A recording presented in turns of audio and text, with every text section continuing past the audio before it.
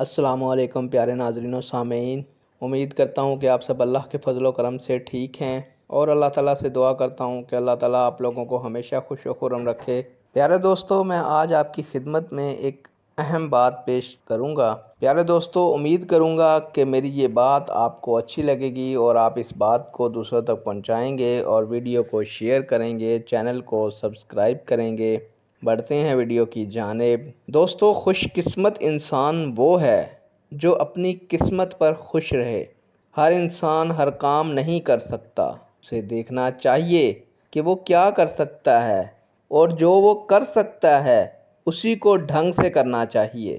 اس سے خود کا بھی فائدہ ہوگا اور کام کا بھی بھلا ہوگا، کیونکہ دوستو ہم سارے کاموں کا دار و مدار قسمت پر چھوڑ دیتے ہیں اور ہر کام کو کرنے کے لیے پرجوش ہو جاتے ہیں، بنا سوچے سمجھے کہ ہم اس کام کو کر سکتے ہیں یا نہیں کر سکتے۔ تو خدا را پہلے اپنے آپ کو سمجھیں کہ آپ کون سا کام کر سکتے ہیں اور کون سا کام نہیں کر سکتے۔